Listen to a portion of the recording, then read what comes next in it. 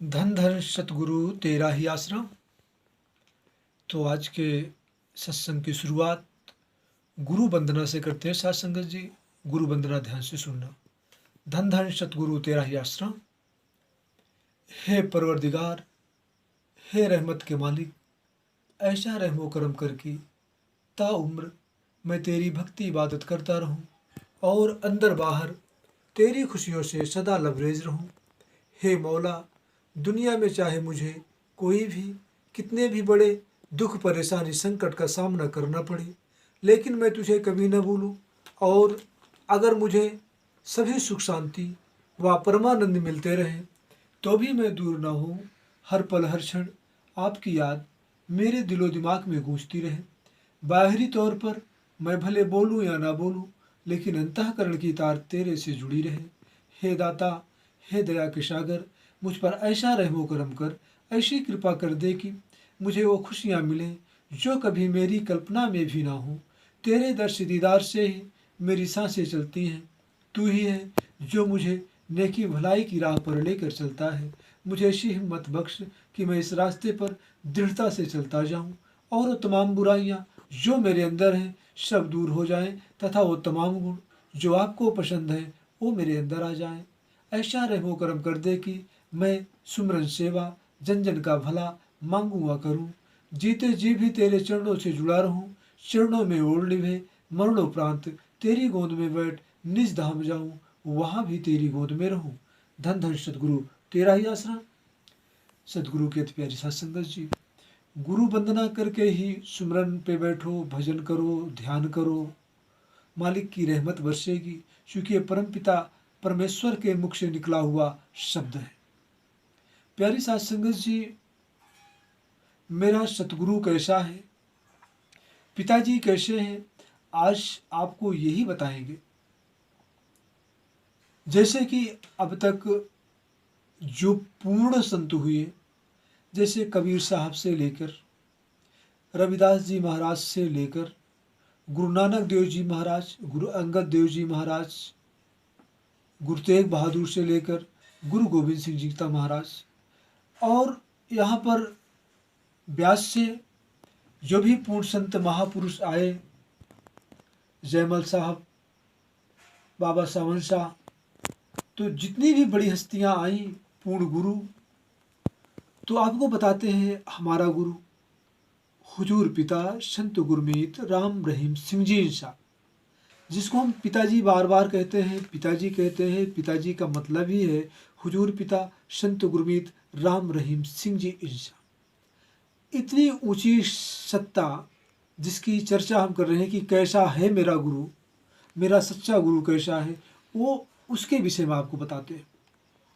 अब तक जितने भी संत आए, संतों में मालिक में कोई भेद नहीं होता। जो भी पूर्ण संत हुए, जितने भी नाम बताए, इनके बीच में जितने संत हैं, ये सारे मालिक से मिले हुए, मालिक के जैसे हैं। इनमें कोई अंतर होता नहीं। परंतु एक बारीक पॉइंट आपको बताते हैं। वो कुल मालिक परमपिता परमेश्वर, वो सतगुरु सतनाम। और यहाँ पे जितने भी पूर्ण संत महापुरुष हैं, ये भी सतगुरु सतनाम के बराबर, अंतर नहीं होता। परंतु यहाँ सतगुरु देह धारण करके जब आता है तो उस मालिक की रजा में होता है, और यहाँ भी वो मालिक इस सतगुरु की रजा में होता है, अर्थात अपने उस बच्चे की रजा में होता है जिसके अंदर वो प्रकट होता है। जब वो दोनों एक दूसरे की रजा में, परंतु उनको जो हुक्म होता है वो ये, किसी को 50% पावर, किसी को 40% पावर, किसी को सिर्फ ये पावर कि बेटा तुझे नाम जपाना है और नाम जपाओ, जो जीव नाम जप के मुझ तक पहुँचेगी उसी को मुक्ति मोक्ष मिलेगा, नहीं पुनः उस इंसान शरीर में भेज दिया जाएगा। ये होता है। तो किसी को 25, किसी को 30, किसी को 40, किसी को 50% मिला पावर, अधिकार, लेकिन है एक राजी बा रजा। सत्संग में आई थी बात पिछले कड़ी में कि वो मालिक की रजा में राजी होते हैं। लेकिन यहाँ पर जो अपना गुरु आया, परम संतों के जिंदा राम इनको कहा जाता है, ये जिंदा राम है, कभी मरने वाले नहीं हैं। ये चाहे जहाँ हो, ये जब मर्जी तब अपना काम कर सकते हैं। ये परम संतों की जिंदा राम है। ये संतों की जान है, संतों की शान है, संतों के सरताज हैं। और इन्होंने पूर्ण 100% पावर लेके इस धरती पे आए, पूरा 100% पावर लेके। वो भी हमारे गुरु आदरणीय हुजूर साईं सावन शाह सिंह जी महाराज के वचन कि जा मस्ताने, मैंने तुझे 100% पावर दिया। और वही परमपिता शाह मस्ताना जी महाराज ने कुल मालिक परमपिता शाह सतनाम को धरती पे उतार के लाए। और फिर मस्ताना जी ने कहा कि सारी दुनिया सतनाम सतनाम करती मर गई, क्या किसी ने सतनाम के दर्शन पाए? ये वही सतनाम है जिसके सारे खंड ब्रह्मांड सारे टिके हुए हैं, कण कण जर्रा जर्रा महक रहा है। ये वही सतनाम है। इनके जो पीठ के दर्शन कर लेगा वो भी नरकों में नहीं जाएगा। अर्थात 100% पावर, कोई कमी नहीं। यहाँ पे जिंदा राम ही आ गया साथ संगत जी। और यही सतनाम जी महाराज ने वचन कर दिए, जब हुजूर पिताजी महाराज को गद्दी नशीन किए तो कहा, भाई हम थे, हम हैं और हम ही रहेंगे। मतलब ये कि ये कुल मालिक हैं। इनके जो नाम लेगा, जो दर्शन करेगा, वो सीधे सचखंड अनामी जाएगा, बीच में नहीं रुकेगा। परंतु इंसान को चौकन्ना होना चाहिए, चौकस होना चाहिए, सुमरन का पक्का होना चाहिए, वचनों का पक्का होना चाहिए। अगर कहीं कहीं होता है कि बहुत ढीठ होते हैं तो उनके लिए मस्ताना जी ने वचन कर दिए हैं कि भाई मौज के हत्थे पुख्ता रहो, नहीं सीधा नरकों में जाओगे। तो संतों का खेल बहुत न्यारा होता है, बहुत गजब का होता है, कोई समझ नहीं सकता, अंदाजा नहीं लगा सकता। आज जिस स्थिति में आप देख रहे हैं, सारी दुनिया एक तरफ हो गई, मेरा सदगुरु एक तरफ। सारी दुनिया एक तरफ, मेरा सदगुरु एक तरफ, और एक बाल बांका नहीं कर सका। वो अपनी मस्तानी मौज जैसे थी वैसे है और वैसे ही रहेगी। वो बात वही याद आ गई, हम थे, हमें और हम ही रहेंगे। कोई फर्क नहीं पड़ा। वो उनकी संगत में मस्ताना जी ने वचन किए थे, कुछ चंद लोग हैं छोड़ के चले जाएंगे। क्योंकि पिताजी ने मस्ताना जी महाराज से पूछा था कि साईं जी क्या सब छोड़ देंगे जब वो साथ टाइम आएगा, जब सच्चे सौदे की बुराई होगी चारों तरफ? तो मस्ताना जी ने कहा, तो कुछ चंद लोग हैं जो कि सच्चे सौदे को छोड़ देंगे, अर्थात चूहे अपनी बिल में घुस जाएंगे, लेकिन ज़्यादातर हमारे बच्चे बब्बर शेर होंगे और अपनी जगह पे अपनी गैरत से अड़े रहेंगे। और उनको मैं अंदर से इतना नज़ारे दूंगा कि वो कहीं टस से मस नहीं होंगे। आज भी करोड़ों की संगत आती है, मीडिया आती है, वो परेशान हो जाती है, लोग देखते हैं परेशान हो जाते हैं, सबके आंखें एकदम चकाचौंध हो गई कि यार ये कैसा संत। लाखों की भीड़ आज भी आती है। जिम्मेवार आंकड़ा लगाते हैं 2-4 लाख का, आते हैं 7-8 लाख। जिम्मेवार आंकड़ा लगाते हैं 50-60 हज़ार का, आते हैं 2-3 लाख। मतलब जितना आंकड़ा लगाते उससे कई गुना ज़्यादा आते हैं। लेकिन बनवाते भोजन 60-70 हज़ार का है और खाते 1.5-2 लाख। इस तरह से आज भी प्रत्यक्ष कुल मालिक का नज़ारा रहमो करम दिखाई दे रहा है। लेकिन कुछ मूर्ख बंदे हैं, उनको बातें समझ में नहीं आती, वो हो हल्ला में पड़े हुए हैं। फिर बात तो वही आती है कि हर इंसान को थोड़ी ना मुक्ति मिलना है। मुक्ति भी बड़े भाग से मिलती है, बड़े भाग वालों को मिलती है, नसीब वालों को मिलती है। तो मुक्ति नसीब वालों को मिलती है, तो जो नसीब में नहीं है उनको तो भाई दर दर की ठोकरें खाने का बदा है, दर दर की ठोकर खाएंगे।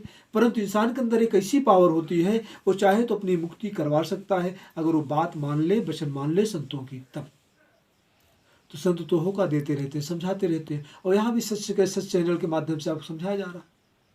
सच के सब्सक्राइबर, सच के सदस्य, सच के चाहने वाले बहुत कम होते हैं। हमने देखा यूट्यूब पे जो भी गंदी चीज़ें होती हैं उसके 12-12, 14-14 हज़ार, लाखों में उनके हो जाते हैं लाइक करने वाले। लेकिन जो सच की बात बताई जा रही है, इसके सब्सक्राइब करने वाले, इसको देखने वाले बहुत कम है। निगाह मार के देख लीजिए। बस हमको याद आती है बात तुलसीदास जी महाराज की, राम नाम अनमोल है, बिन मोल बिचाए तुलसी ये आश्चर्य कहाँ कमी है। तो जो राम नाम अनमोल है जिसकी चर्चा हो रही है, उसमें देखिए आप एक एक हफ्ता में 8-8 व्यूज बढ़ते हैं, 7-7 व्यूज बढ़ते हैं, और एक बुराई का हिसाब किताब करके दिखा दो, बुरा ना लगे। सच का सच है, सच बोलेंगे। कोई बहन है अपने एक विशेष कपड़े में आ जाए, अजीबो गरीब कपड़े में आ जाए, लाइक करने वाले की होड़ लग जाती है। क्या क्या देखते हो भाई? अरे वो एक बहन है, वो बेटी है, और वो माँ के समान है, क्या देखते हो? बस तो वो निगाहें गंदी, सोच गंदी, खाना पीना गंदा, लोगों के अंदर गंदगी ही गंदगी। एक तो वैसे गंदगी का पुतला, और इसको गंदा खा के, गंदा पी के, इसको और गंदगी में मैं कर लेते हैं। अर्थात लोगों का खाना गंदा हो गया, लोगों का उठना बैठना गंदा हो गया, लोगों का देखना गंदा हो गया, लोगों का पीना गंदा हो गया, और इस तरह से लोगों को नज़रिया गंदा हो गया, और गंदगी पे निगाह जल्दी टिक जाती है, उसको लाइक हजारों की संख्या में कर देते हैं एक दिन में। परंतु जो सच की बात बताता है उसके लिए कोई तैयार नहीं होता, सुनता नहीं कोई।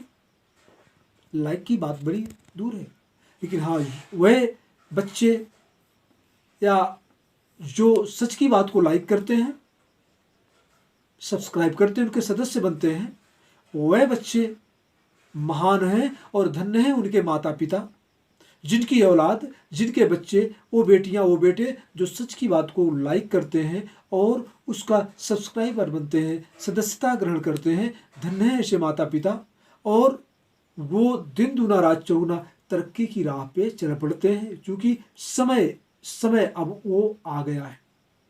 अर्थात अब बुराई का बोलबाला कम होगा और सच्चाई और अच्छाई का बोलबाला आगे होगा, क्योंकि अब समय पलटा खा रहा है। क्योंकि इससे बड़ी बुराई और क्या हो सकती है?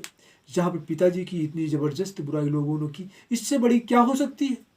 अब इससे ज़्यादा तो हो नहीं सकता, अब वो कम होता चला जाएगा। ऐसा मालिक का रहमो करम है, शाह मस्तान शाह सद्दाम जी महाराज का ऐसा रहमो करम है कि वो कम होता चला जाएगा और अच्छाई हावी हो जाएगी बुराई पे।